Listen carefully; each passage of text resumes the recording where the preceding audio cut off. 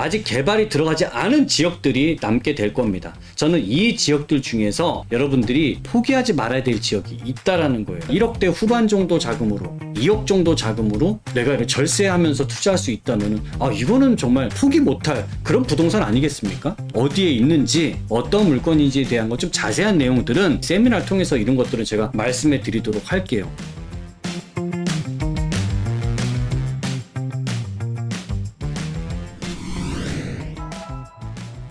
안녕하세요. 대부권의 이상수입니다. 제가 상담을 하거나 세미나를 할 때 되면 가장 많이 듣는 질문이 있어요.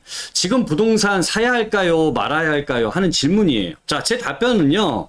사셔도 좋습니다. 라고 말씀드려요. 왜 그러냐면 딱히 가격이 하락할 만한 이유가 없어요. 그렇다고 한다면 이 가격은 더 오를 수 있기 때문에 매수하셔도 좋다라고 말씀드리는 겁니다. 자, 그런데 한 가지 안타까운 점이 있죠. 2년 전에, 재작년이죠. 그때 부동산 바닥치고 있었을 때 지금 가격 너무 좋으니까 더 이상 바닥으로 떨어질 이유 없으니까 여러분들 매수하세요. 굉장히 많이 드렸습니다. 2년 만에 지금 집값 어떻게 됐습니까? 정말 2년 만에 엄청나게 올랐죠. 자, 지금 빌라 시장이 바닥이에요. 특히 서울 빌라 같은 경우는 여러분들은 무조건 매수하셔도 좋습니다. 무조건 가격은 지금 뛸 수밖에 없는 상황이에요.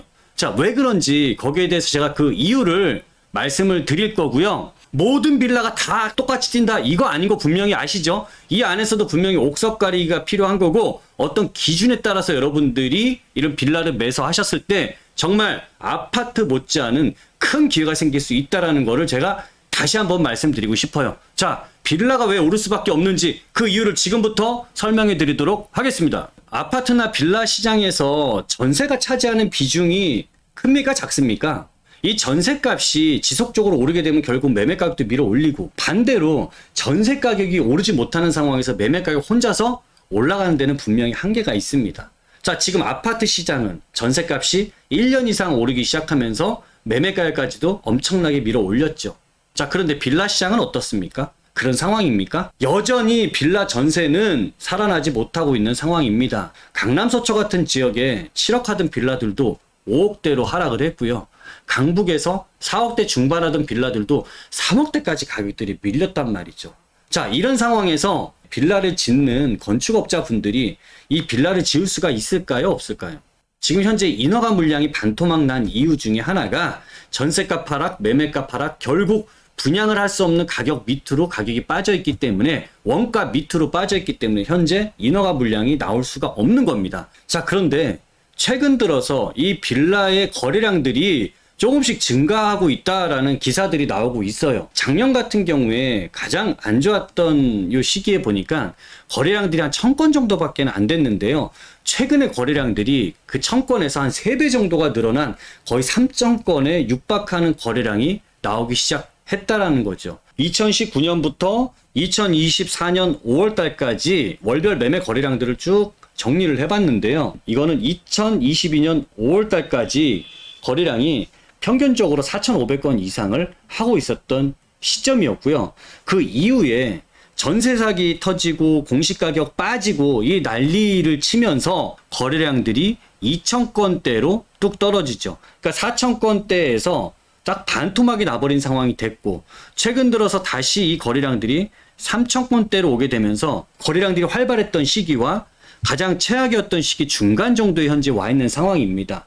그렇기 때문에 지금 시점이 굉장히 중요하다라고 보는 거고 과거에 그러면 평균적으로 4,000건대 이상의 거래가 진행이 됐을 때는 이때는 어떤 상황이었길래 거래량들이 이렇게 크게 증가를 하고 빌라 가격도 2배씩 상승할 수 있었을까? 왜 그랬는지를 알고 있으면 지금 현재 이 3,000건에 대한 의미를 정확하게 파악할 수가 있어요. 그래서 이 3,000건이 더 증가할 것이냐? 안 그러면 일시적으로 반짝하고서 다시 거래량들이 빠질 것이냐라는 걸 판단할 수 있는 거거든요. 자, 여러분들 아시다시피 2021년도 말까지 정말 아파트값 그 당시에 가장 최고점을 찍었던 미친 가격이라고 할 때 그때가 21년도 말이죠. 자, 이 아파트가 2016년부터 2021년 말까지 정말 미친 듯이 올랐습니다. 반포에 있는 아파트, 그 다음에 마포에 있는 아파트, 그 다음에 저 동대문에 있는 전농동에 있는 아파트도 다 자기 가격에서 다 2배 이상씩 가격들이 상승했던 시기였어요. 정부에서는 당연히 아파트 쪽으로 규제가 들어올 수밖에 없고, 자, 규제가 들어오다 보니까 아파트는 눌려. 상대적으로 이 빌라에 대한 규제는 뭐 6.17 대책이라든지 7.10 대책이 나왔을 때도 이 빌라 쪽은 그래도 숨통이 튀어 있었단 말이죠. 그러니까 아파트가 눌리고 빌라 쪽은 숨통이 튀어 있으니까 실수요나 투자 수요자들이 빌라 쪽 시장으로 많이 넘어가는 상황이 벌어지게 된 거죠. 자, 이게 첫 번째 이유고요. 자, 두 번째는 사실 이런 규제만으로도 사람들이 부동산을 막 지속적으로 산다라고 볼 수는 없어요. 여기에는 미래 가치가 있어야 되는데 재개발이죠. 2020년 이전까지만 하더라도 이 빌라를 가지고서 재개발을 하는데 신규 구역 지정을 전혀 해주지 않았던 상황들이 계속적으로 벌어졌었습니다. 그런데 2020년 이후 2021년부터는 이때부터는 이제 재개발 활성화가 본격적으로 시작하는 거예요. 그때 정부에서는 공공재개발이라는 걸 내놔서 공급을 하려고 신규 구역들을 지정을 했고, 2022년도에는 지방선거에서도 오세훈 시장이 당선되면서 한마디로 서울의 재개발은 오세훈표 재개발 시장으로 본격적으로 활성화되기 시작하는 거죠. 자, 그러면서 오세훈 시장은 이런 6대 규제 완화, 특히 6대 규제 완화 중에서 가장 재개발의 발목을 잡았던 게 주거정비 지수제라는 게 있었어요. 근데 이 주거정비 지수제가 굉장히 재개발을 어렵게 만드는 것 중에 하나가 노후도, 뭐 호수 밀도, 도로 접도율 이런 부분들이 있는 거는 아실 거예요. 노후도라는 건 시간이 지나가면은 노후도가 차면서 재개발할 수 있잖아요. 그런데 문제는 뭐냐면 호수 밀도나 접도율이라든지 과습필지라든지 얘네들은 시간이 지난다고 해소가 될 수 있는 부분이 아니에요. 지금 그 상태가 현재나 5년 뒤나 10년 뒤나 똑같은 거야. 노후도가 아니기 때문에 얘네들은 변할 수 없어. 그러다 보니까 얘네 점수가 안 나오는 상황에서 재개발을 할 수가 있다 없다? 10년이 지나도 재개발을 못하게 만든 법이 주거정비 지수제였어요. 그런데 이게 아예 폐지를 시켜버린 거죠. 오세훈 시장이. 그러다 보니까 본격적으로 이제 재개발의 르네상스 시대가 바로 21년도부터 시작을 하게 된 겁니다. 여기서 우리가 두 가지를 캐치할 수 있어야 돼요. 빌라 시장이 활성화됐을 때는 일단 아파트 가격이 높게 뛰었고, 아파트 가격에서에 대한 규제나 이런 풍선 효과가 빌라 시장으로 넘어왔다는 게 첫 번째고요. 두 번째는 이런 빌라에 대한 재개발 시장이 활성화가 되면서 빌라 쪽에 투자 수요나 실수요자들이 크게 증가했다라는 이 부분입니다. 자, 그런데 현재 시장을 가만히 들여다보면은 여러분들 지금 현재 아파트 시장은 어떻죠?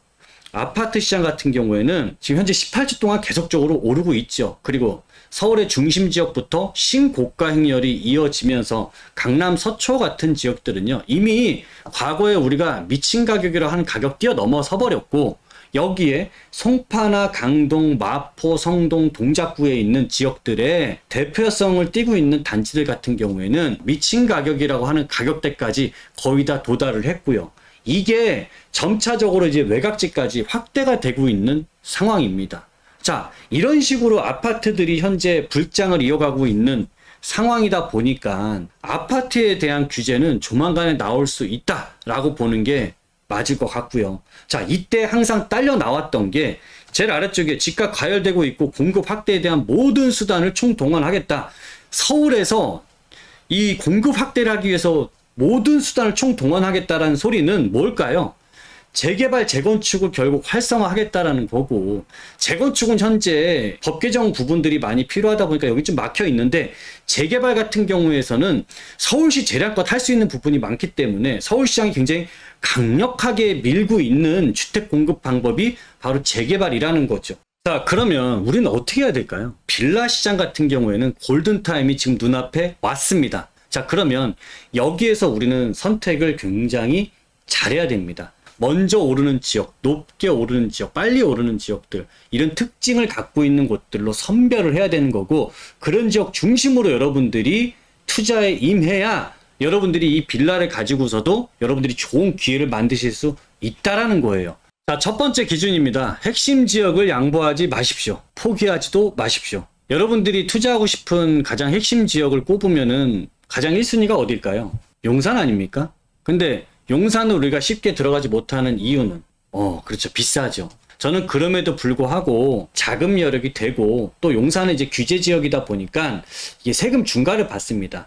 이런 세금 중과를 받더라도 내가 그만큼 자금 여력이 있다면 저는 용산에 있는 빌라, 전 지금 가격이 3년 뒤만 돼도 그때 가격이 쌌구나 하실 겁니다. 자, 현재 용산 전자상가 국제업무지구 주변에 5년차 이내에 이런 빌라 시세를 보니까 투룸 기준으로 했을 때요. 한 6억 정도면은 여러분들이 매수할 수 있고요. 여기에서 이제 5년차 된 빌라 같은 경우에 좀 지하철역하고는 거리가 먼 지역이에요. 여기는 얘는 이제 전세 가격이 좀 낮게 있다 보니까 실투자 금액이 4억 1천만 원이 들어가는 거고, 상대적으로 이제 지하철역하고 좀 가까운 용문동 같은 경우에는 여긴 전세값이 좀 높아서 내 투자 금액이 한 3억 6천 들어가는 투자를 하실 수 있습니다. 저는 여러분들 여기에서 내가 여건이 된다면 저는 이렇게 5년차 이내에 해당되는 빌라들 매수하는 거 정말 좋다라고 생각을 해요. 자, 그런데 지금 이 가격이 이 정도 높다 보니까 나는 내 돈은 한 2억 정도밖에 안 되는데 나는 어떡하지? 라는 분들 분명히 계실 겁니다.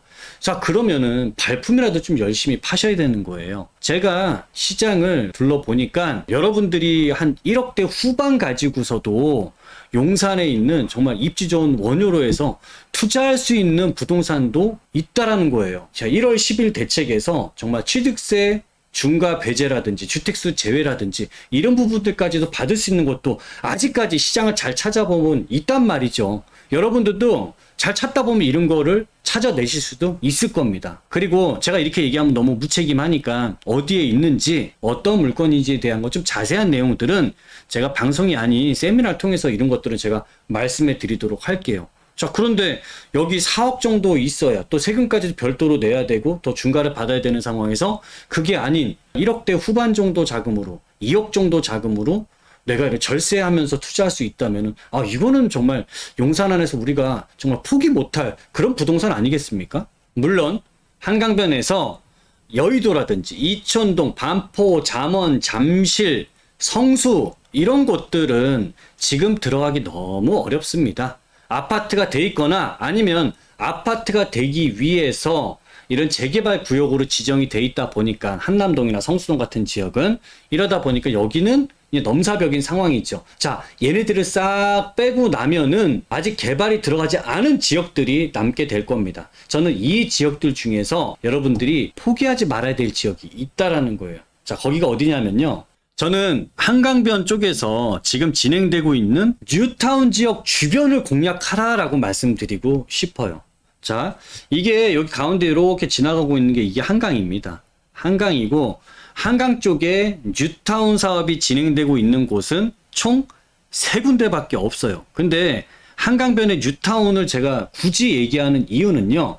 여러분들이 뉴타운 개발되는 주변 지역만 있어도 그것만으로도 일단 그냥 안전마진은 여러분들이 가지고 가실 수 있는 지역입니다. 왜냐하면 그 안에서 이주 수요가 나오기 때문에 전셋값도 오르고 거기에 대한 또 대체 수요가 넘어오면서 매매 가격도 오르고 하다 보니까 그 수요가 집중되고 또 투자 수요까지 그런 곳은 많이 들어옵니다. 그러다 보니까 뉴타운 주변 지역에 있는 것만으로도 여러분들은 안전마진을 만드실 수가 있고요. 또 노후도가 상당히 진행되어 있는 곳들이 많다 보니까 이런 곳들은 재개발될 수도 있겠죠.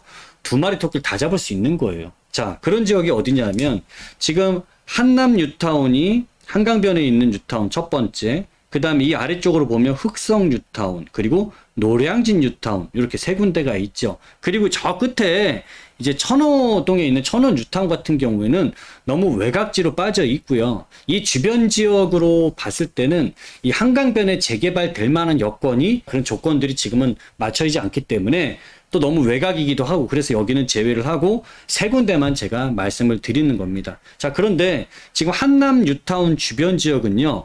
여기에 유엔빌리지 있죠. 그쵸? 그 다음에 나인원 한남 있죠. 그리고 여기 이태원 있죠. 만만한 곳이 없습니다. 그러다 보니까 여기에서는 여러분들이 소액으로 들어갈 만한 곳을 지금은 찾기 어려운 상황이 되어 있고요. 이 아래쪽으로 노량진이나 흑성 뉴타운 요 주변 지역을 여러분들이 보시게 된다면은 이 지역 중에서는 아직 재개발이 들어가 있지 않으면서도 노후도 요건들을 잘 갖추고 있어서 재개발될 가능성까지 높은 지역입니다. 지금 흑석동이라든지 노량진 재개발 뉴타운 지역 같은 경우에는 현재 한참 이주가 진행되는 곳하고 또 올해 말 내년에 또 이주가 예정되어 있는 곳들이 있다 보니까 꼭 뉴타운 지역 안 해도 돼요. 뉴타운 지역 너무 비싸요. 지금 빌라값만 13억에서 14억을 하다 보니까 너무 비쌉니다. 근데 상대적으로 그 주변 지역에 있는 빌라를 보게 되면 거의 뭐 5억대에서 6억대 사이로 형성이 돼 있다 보니까 절반값도 안 되는 상황에서 여러분들이 2억대 정도 가지고서도 충분히 투자할 수 있기 때문에 굉장히 여러분들께 한강변 아파트를 가질 수 있는 좋은 기회가 여기서 만들어질 것 같습니다. 자, 세 번째는요, 이 역세권 개발이 가능한 지역이라고 꼭 말씀을 드리고 싶은 게 그냥 역세권 하면 개발이 안 되는 지역들이 너무 많아요. 특히나 서울의 중심 지역 같은 경우에 여러분들 생각해 보세요. 중심지 한복판에 있는 이 지역이 역세권이라고 한다면 이미 상권이 엄청나게 잘 돼 있고 오피스텔 그 안에 여러 가지 상업시설들이 다 밀집이 돼서 개발이 돼 있는 곳이 너무 많습니다. 그러다 보니까 중심지 안에서는 역세권 재개발이 되고 찾는 게 하늘의 별 따기보다도 더 어려운 상황이 돼 있어요. 그러다 보니까요, 여러분들이 역세권 재개발이 될 수 있는 지역은 조금 벗어난 지역을 찾으셔야 되는 건데, 중심에서 좀 벗어난 지역이라고 너무 멀리 벗어나면 안 되고, 딱 좋은 거는 중심권에서 이런 지하철 노선을 따라갈 때 한 15분 거리 정도 있는 곳이 저는 가장 적합하다라고 생각을 하고요. 그 지역이 어찌 보면은 사람들이 아직 관심도가 집중이 안 돼 있기 때문에 여러분들이 1억 초반을 가지고서도 공략할 수 있는 유일한 진짜 좋은 소액으로 투자할 수 있는 흑석의 진주 같은 곳이 아닐까 싶어요. 여기에서 보게 되면 제가 지도를 표시를 해봤습니다. 가장 양질의 일자리와 대기업들이 가장 밀집해 있는 곳이 이 가운데 지금 보이는 빨갛게 되어 있는 부분이 서울의 도심이죠. 시청, 광화문, 종로가 있는 곳이 지금 요 제가 표시한 이곳이고요. 여기와 한 10분, 15분 거리에 연결되어 있는 도심 접근성이 되어 있는 곳들을 쭉 찾아보니까 3호선 라인을 따라서 올라가다 보니까 은평구가 나오고요. 4호선을 따라가다 보니까 여기에 성북구에 기름동이 나오게 되고요. 그 다음에 여기서 이제 동대문 쪽으로 1호선을 따라가다 보니까 동대문 쪽에 이문이 나오고 기름이 나오고 여기는 불광 녹본 쪽이 나오게 됩니다. 자, 그런데 이 노선들 중에서 보면 저는 이 안에서도 우리가 좀 옥석 가리기를 할 필요가 있는 게요. 자, 3호선을 타고서는 도심을 들어올 수 있고 이걸 더 타고 내려가면 강남을 갈 수 있죠. 도심과 강남, 업무타운의 접근성 두 군데를 가는 곳이다 보니까 상당히 많은 수요가 집중될 수 있는 곳이고 도심, 강남에 대한 접근성이 뛰어나다 보니까 당연히 집값의 수준도 높은 지역입니다. 자, 그리고 이 4호선 같은 경우에는 도심을 들어오면서 여기서 더 진행을 하다 보면 이제 용산 쪽을 관통을 하게 되죠.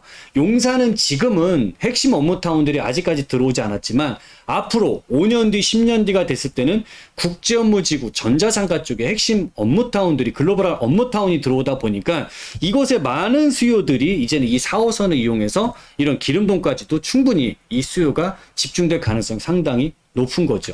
자, 그리고 1호선이 있는 여기는 이제 이문동이라고 할 수 있는데 이 이문동 라인에서 1호선 따라서 오다 보면 도심을 지나치고 이것도 마찬가지로 용산 쪽을 들어오게 되는 거죠. 자, 그러면서 보면은 지금 현재 강남과 도심 두 군데의 업무타운을 갈 수 있는 게 이 3호선 라인이고 여기서 4호선이나 1호선 같은 경우에는 향후 용산 개발에 따라서 여기 역시도 굉장히 주목받을 역세권이다 보니까 이런 곳에서 여러분들이 역세권 재개발될 수 있는 노후된 주거지역을 찾는다라고 한다면 여긴 진짜 흙속에서 여러분들이 진주 캐내는 것만큼 굉장히 높은 가치가 나올 수 있는 곳을 발견할 수 있을 겁니다. 자, 그래서 지금 제가 대략적으로 여러분들이 이런 기준을 갖고 빌라 시장을 본다면 진짜 올해 큰 기회를 잡을 수 있다라고 제가 말씀을 드렸는데요.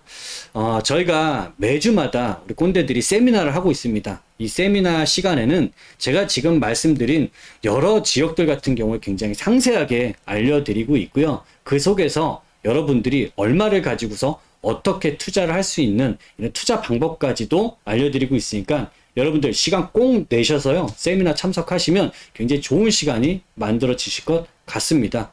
자, 오늘 내용이 여러분들께 도움이 되셨다면 구독과 좋아요, 알람 설정 부탁드리도록 하겠습니다. 감사합니다.